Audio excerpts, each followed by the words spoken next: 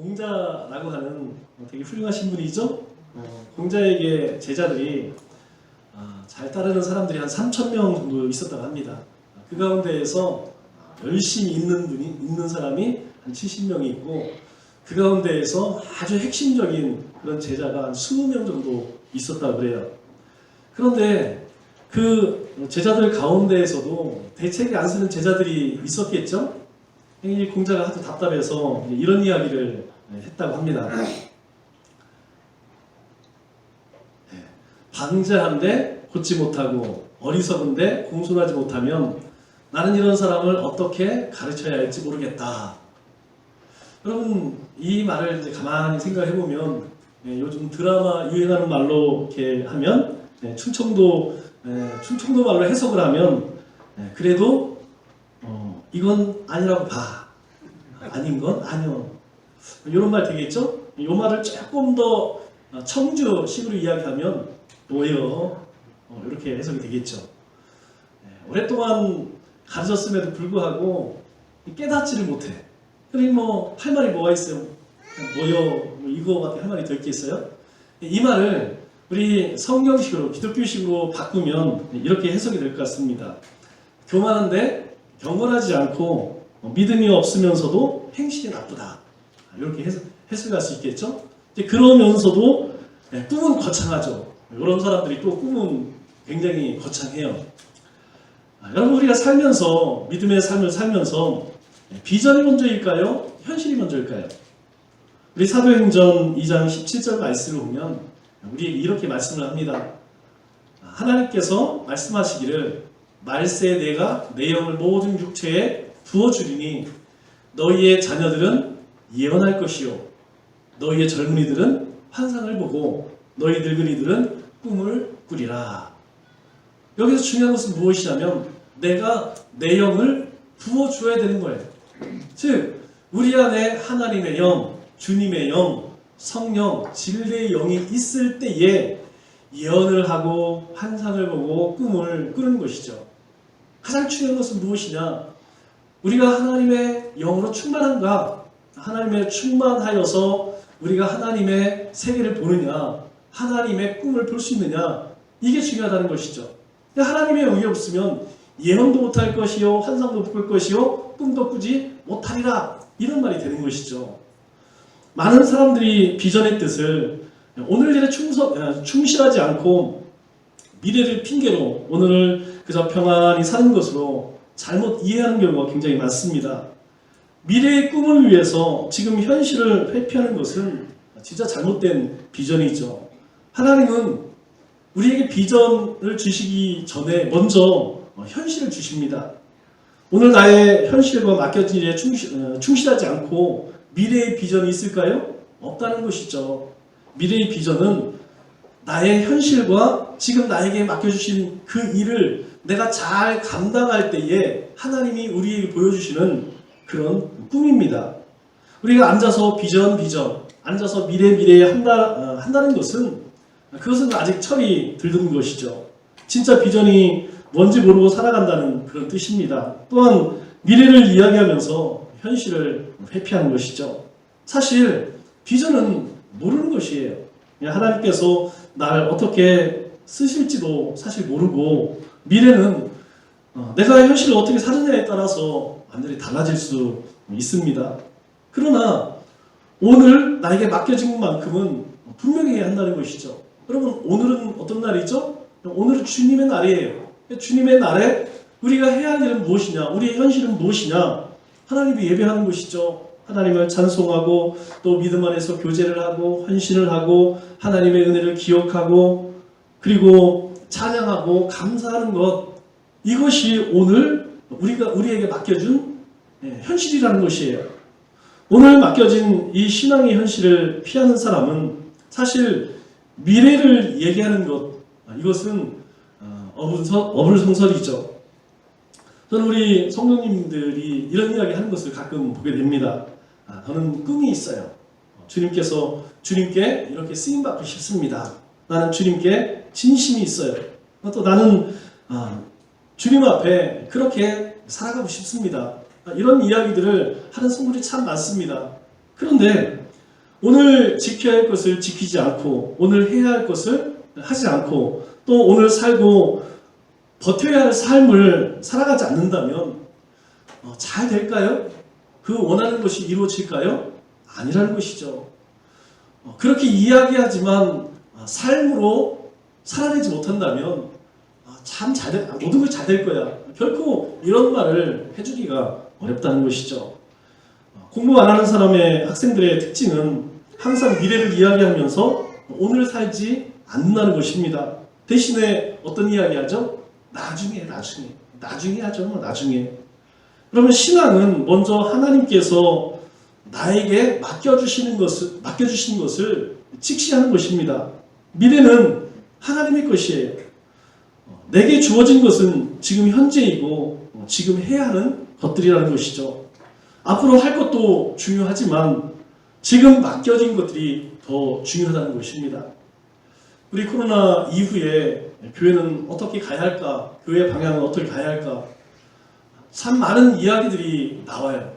그런데 그 코로나 이후의 교회는 어떻게 방향을 설정해야 될까? 모든 신학자들이, 모든 목사님들이 공통적으로 하는 이야기가 무엇이냐? 교회의 본질을 회복해야 한다. 처음 그렇게 이야기를 해요. 그 얘기는 무엇이냐면 이전에 교회의 본질을 너무나 많이 벗어나 있었다는 것이죠. 그러면 교회의 본질이 뭡니까? 교회의 본질은 하나님을 예배하고 기도하고 우리가 말씀을 붙들고 전도하고 선교하는 것, 이것이 교회의 본질이라는 것이죠. 또 우리가 매일매일 삶 속에서 영성생활 또 교육과 훈련, 이것을 통하여서 하나님 나라의 일을 우리의 삶 가운데에서 이루는 것, 그것이 교회의 본질이자 성도의 삶의 본질이라는 것입니다. 제가 이제까지 우리 교회에 와서 우리 성도님들이 말씀을 붙들고 또 꿈을 꿀 수 있도록 준비한 대로 계획한 대로 그렇게 하나씩 잘 이루어갔는데 유일하게 한 가지 하지 못한 것이 무엇이냐면 선교예요. 지금 생각해보면 좀 힘이 들었어도 그냥 해야 했었다, 그런 생각이 들죠. 왜 그러냐면 본질은 시대가 아무리 바뀌어도, 상황이 바뀌어도 바뀌지 않는 것입니다. 교회의 본질은 세상이 어떻게 변화된다 할지라도, 우리의 상황이 어떻게 변한다 할지라도 항상 그 자리에 있어야 한다는 것이죠. 왜 그렇습니까? 그것은 바로 존재의 이유이기 때문이에요. 교회가 존재하는 이유, 우리가 하나님 앞에 하나님의 백성으로 살아가는 이유, 그렇기 때문에 이것은 항상 우리의 삶에 하나님 앞에서 지켜져야 한다는 것이죠. 우리는 지금 살아내야 할 실질적인 삶이 있습니다.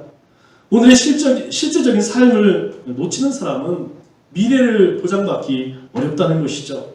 비전이라는 것은 내 인생이 보인다, 우리의 미래가 보인다, 이게 아니라는 거예요. 하나님께서 오늘 살아계시고 내 인생을 이끌어 가시는 것을 알기 때문에 내 인생이 잘 보이지 않아도, 내 미래가 잘 보이지 않아도 오늘 나에게 주신 이 삶을 내가 충실히 살겠다, 이것이 바로 비전이라는 것이죠. 오늘 본문 말씀을 보면 이 본문에서 우리에게 이야기하는 것이 무엇이냐면 제한된 시간을 살아가면서 우리가 어떻게 믿음의 삶을 행해야 할 것인가, 이것에 대해서 우리에게 말씀합니다.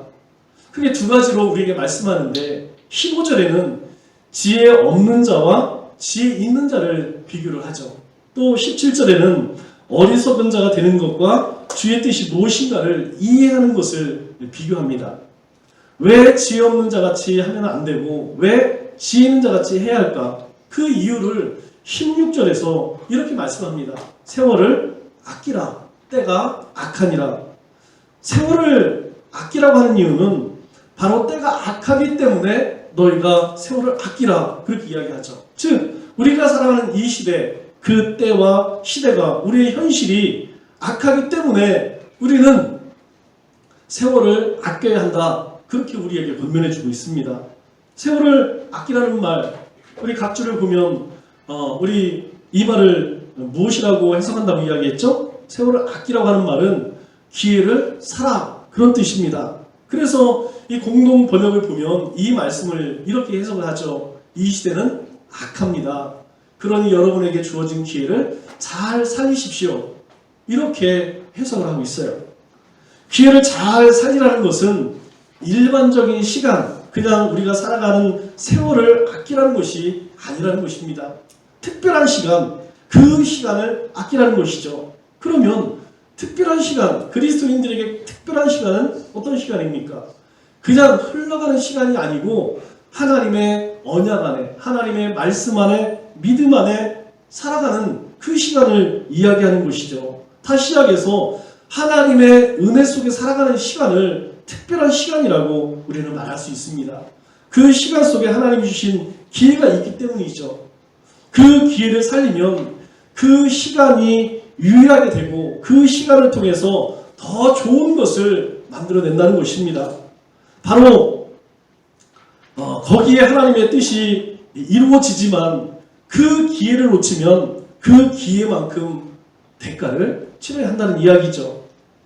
엄마들이 아이들에게 가장 많이 하는 이야기가 뭐죠? 우리 자녀를 키울 때 가장 많이 했던 말이 무엇이냐면 공부하라, 공부하라, 공부 좀 해라. 여러분, 공부를 지금 잘하는 것만이 사실 문제가 아니라 그 나이에 그 기회를 잡아야만 다음으로 간다는 것을 알 수 있기 때문에 이미 인생을 산 부모들은 자녀들에게 공부를 해라, 그렇게 당부를 하죠. 여러분, 어떤 사람도 남편에게 공부하라는 말 잘하지 않습니다. 마찬가지로 제가 여러분들에게 귀에 못이 박히도록 하는 이야기가 무엇이죠? PT 좀 하십시오. 요즘엔 말기참매도 열심히 하십시오. 여러분, 그것이 우리의 일상이 되어서, 우리의 삶이 되어서 자연스럽게 이루어질 때에 그 다음으로 나갈 수 있다는 것이에요. 우리 아이들을 키울 때에 먼저 우유를 먹이고 이유식을 먹이고 그 다음에 뭐 죽이나 이런 걸 먹이면서 아이들이 자라지 않습니까?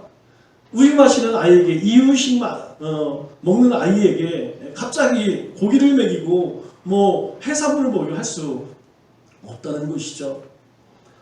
시간 속에 하나님께서 주신 기회가 있는데 한 번 온 그 기회를 놓치면 여러분 어떻습니까? 그 기회는 금세 지나가 버린다는 것이죠. 왜 그렇습니까? 때가 악하기 때문에 그것을 놓치는 순간 세상과 사탄의 공격이 우리의 삶 가운데 더 심해진다는 것이죠. 그래서 하나님께서 주신 기회를 내가 어떻게 할 것인가, 이것을 늘 분별해야 한다는 것입니다. 어리석은 자가 되지 말고 오직 주님의 뜻이 무엇인지 분별해야 한다, 그렇게 말씀하고 있는 것이죠. 그래서 우리에게 분별하는 것이 무엇입니까? 18절 말씀을 보니까 술 취하지 마라, 이는 방탕한 것이니 오직 성령으로 충만함을 받으라, 이렇게 말씀하죠. 술 취하지 않는 것과 성령의 충만함이 비교가 되었습니다. 성도의 삶은 지혜 있는 자가 되어서 하나님의 뜻이 무엇인지를 분별하는 것이라는 거예요. 그런데 그러려면 술 취해 다른 데 빠져있지 말고 정신이 온전해야 한다는 것이죠. 술 취하는 것은 뭐라고 이야기하죠? 방탕한 것이니, 이렇게 말씀하고 있어요. 이게 술 취하지 말란다고 해서 술만 안 먹으면 될까요? 그거 이야기하는 것이 아니죠. 술 취하는 것이 방탕한 것이기 때문에 술 취하는 것처럼 방탕한 일들, 네 삶 가운데에서 방탕한 것들을 너희가 행하지 마라, 그것을 이야기하는 것이죠. 그러면 방탕이란 말이 무엇입니까? 지난주도 함께 나누었죠. 이 방탕하다라는 말은 낭비하다, 허비하다, 이런 뜻입니다. 엉뚱한 데 빠져서 받은 기회를 놓치지 말라는 것이죠. 타락한 사람은 뭔가에 빠져서 정신을 차리지 못한다는 특징이 있죠. 대표적인 것이 알코올 중독. 여러분, 이 알코올 중독자들을 보면 그 사람들은 항상 어떻게 하면 술을 마실 수 있을까? 이 궁리에는 다른 게 없어요. 다른 근심 걱정이 없습니다. 그들의 근심 걱정은 어떻게 하면 술을 마실 수 있을까? 이거밖에 없어요. 여러분, 도박 중독 아시죠? 손가락을 다 자르면 발가락으로 한다는 이야기도 있죠. 이거 정말 어렵다는 것이죠. 또 일 중독에 빠진 사람도 있습니다. 일 중독에 빠진 사람은 그냥 일과 살아요. 또 우리가 살아가면서 사람 또는 취미생활에 중독이 돼버리면 어떤 현상이 일어나느냐, 정신을 차리기가 어렵다는 것이죠. 세월이 약한데 술을 좋아하고 다른 데에 취해 있다가는 무엇이 하나님이 기뻐하시는지 또 무엇이 악한 일인지 분별하기 어렵다는 것입니다. 그리스도인이 절대 잊지 말아야 할 두 가지가 무엇이냐면, 첫째는 하나님의 뜻이에요. 도대체 하나님께서 나를 왜 이곳에 세웠는가? 나를 왜 이 가정에 보내셨는가? 나를 왜 이 삶의 터전에 보내셨는가? 라고 하는 하나님의 뜻을 우리가 항상 생각해야 되고, 또 하나는 왜 나를 그곳에 보내셨는가? 라고 하는 사명의식이 있다는 거예요. 여러분, 만일 우리의 삶에 인생이 너무 무궁이 건조하고 재미가 없어, 그러면 반드시 하나님의 뜻과 이 사명을 돌아봐야 합니다. 이것이 내 삶 가운데에서 살아있지 못하면 무료해. 재미가 없습니다. 열정이 생기지 않아요. 하루하루가 그날 같고 그래서 뭔가 자꾸 자극적인 것 그런 것을 쫓아가게 되는 것이죠. 그래서 술 취하지 말라는 말은 달리 표현하면 제발 정신 좀 차려라 이런 말이에요. 성령의 충만함을 받아서 정신을 차리고 하나님 쪽에 있어야 그 뜻을 알 수 있다는 것입니다. 그러면 어떻게 성령의 충만함을 우리가 받을 수 있을까요? 우리 19절로 21절 말씀을 보니까 우리에게 이렇게 말씀합니다. 시와 찬송과 신령한 노래로 서로 화답하며 너희의 마음으로 주께 노래하며 찬송하며 범사의 우리 주 예수 그리스도의 이름으로 항상 아버지 하나님께 감사하며 그리스도를 경외함으로 피차 복종하라. 여러분, 이 말씀대로 한다면 우리가 매일 교회에 와서 찬송하고 노래하고 찬송하고 기도하고 그렇게 해야 할까요? 당연히 아니죠. 우리가 주목해야 할 것은 무엇이냐면 20절에 범사에라고 하는 말과 항상이라고 하는 말에 우리가 집중해야 합니다. 범사에라는 말이 무슨 뜻이에요? 어떤 상황 속에서도 이런 말이겠죠. 항상이라는 말은 모든 시간 속에 이런 뜻입니다. 그러니까 범사에 항상, 즉 가정에 있을 때나 또 직장에 있을 때나 어떤 순간이나 상황에도 다른 데에 빠지지 않고 하나님과의 관계를 놓치지 않는 것, 그것이 바로 성령 충만이라는 거예요. 우리가 예배드리고 말씀을 묵상하고 찬송하고 기도할 때만 성령 충만한 것이 아니고 내가 어느 곳에 있든지 어떤 일을 하든 간에 하나님과의 관계가 끊어지지 않으면, 하나님과의 관계를 가지고 산다면 그것이 바로 성령 충만이라는 것이에요. 성령 충만을 받는 것은 감정적인 것이 아닙니다. 충만은 감정적인 것이 아니라 꽉 찬 상태, 꽉 차서 다른 것이 들어갈 수 없는 상태를 이야기하는 것이에요. 서로 화답하고 노래하고 또 감사함으로 하나님과의 관계가 빈틈이 없는 것, 그것을 충만이라고 이야기하는 거죠. 그것을 성령 충만이라고 이야기하는 것입니다.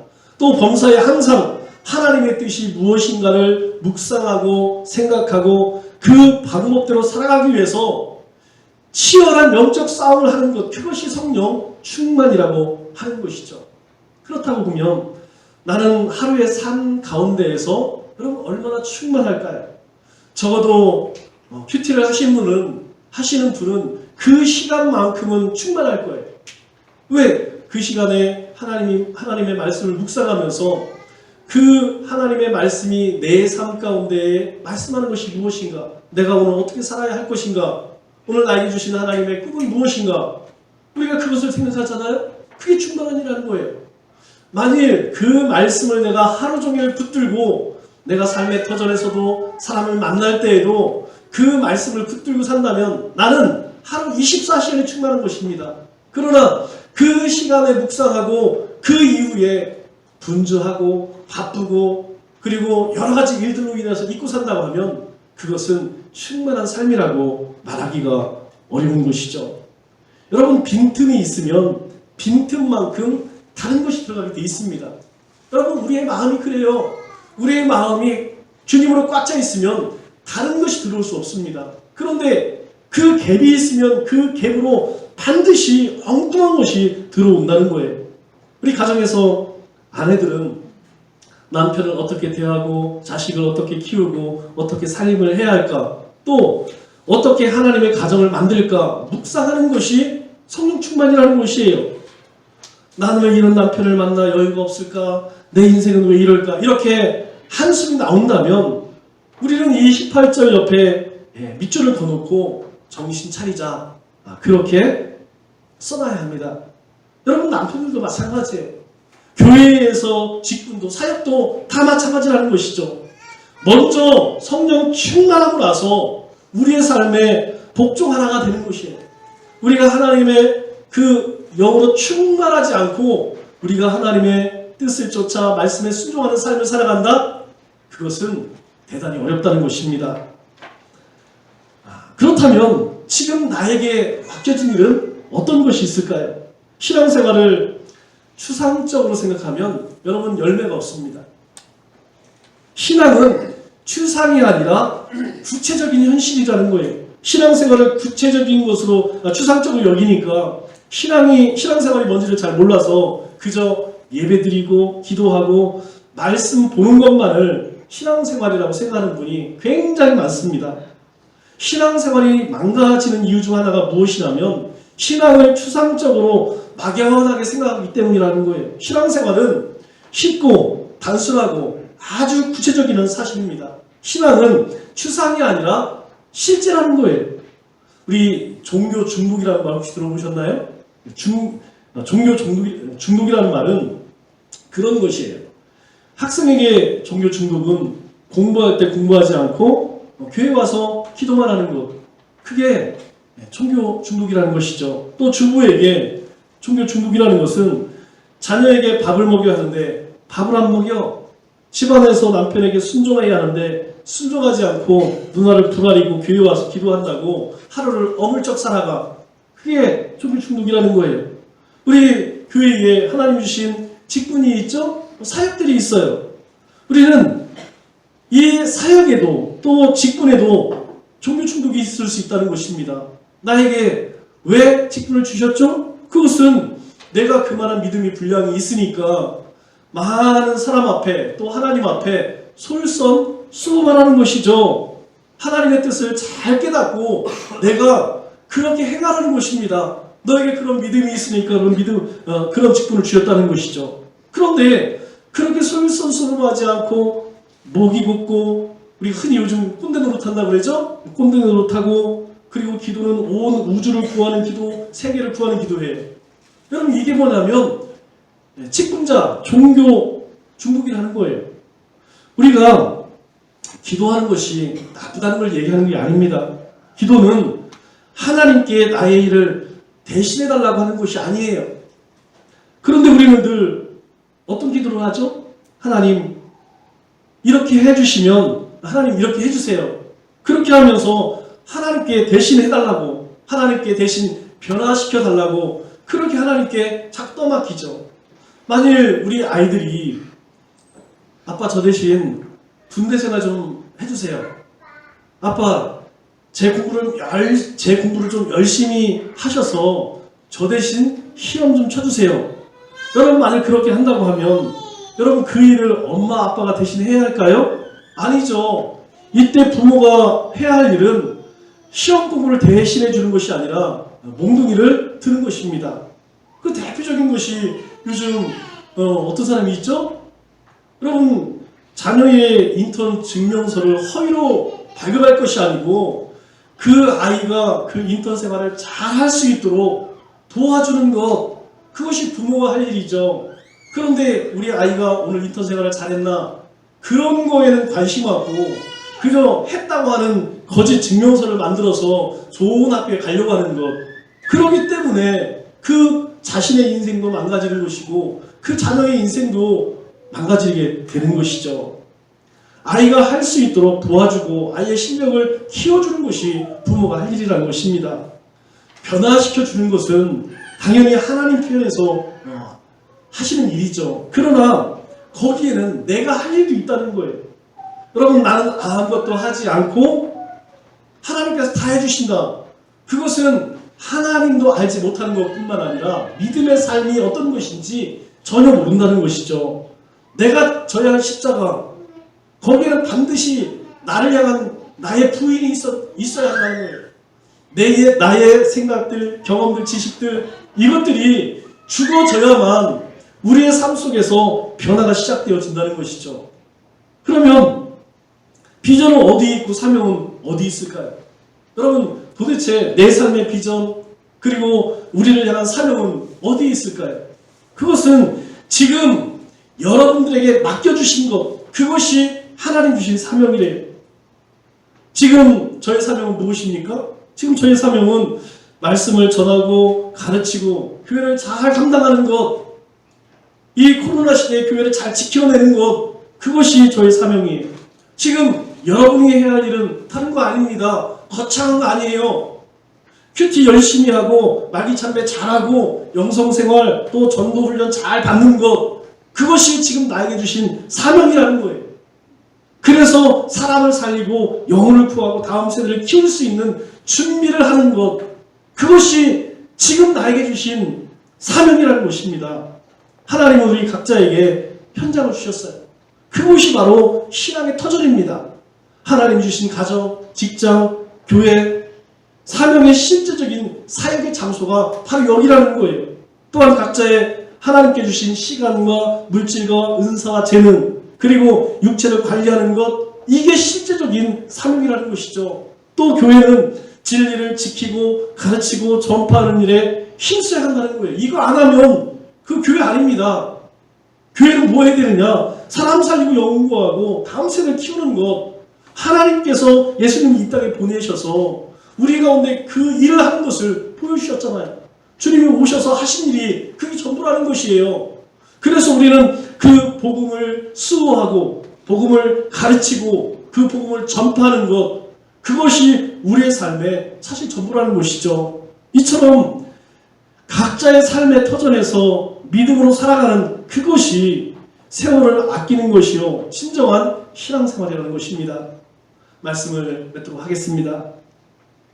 우리는 그 어느 때보다 악한 시대를 살아갑니다. 그래서 본질이 아니라 현실에 안주하려고 하죠. 그래서 지혜 있는 자 같이 살아야 하고 주님의 뜻이 무엇인지 분별할 수 있어야 한다는 것입니다. 그런 삶을 살기 위해서는 방탕한 삶이 아니라 성령 충만한 삶을 살아야 하죠. 그리고 나에게 맡겨주신 삶의 터전에 신실한 믿음으로 우리가 살아야 한다는 것입니다. 이 한 주간도 주 안에서 성령 충만함으로 하나님이 주신 믿음으로 하나님이 주신 사명을 따라 살아가는 우리 믿음의 권속들 다 되시기를 주님의 이름으로 축원합니다.